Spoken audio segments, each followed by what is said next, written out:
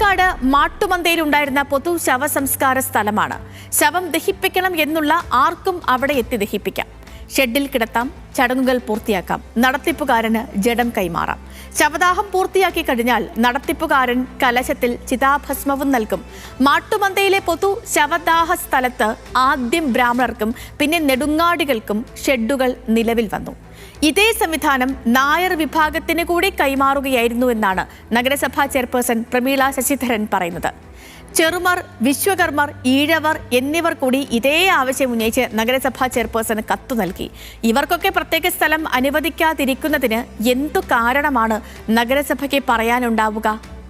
ബ്രാഹ്മണർക്കും നെടുങ്ങാടിമാർക്കും നായർക്കുമാകാമെങ്കിൽ എന്തുകൊണ്ട് മറ്റു സമുദായങ്ങൾക്കും പ്രത്യേക ജാതി ശ്മശാനങ്ങൾ വന്നുകൂടാ?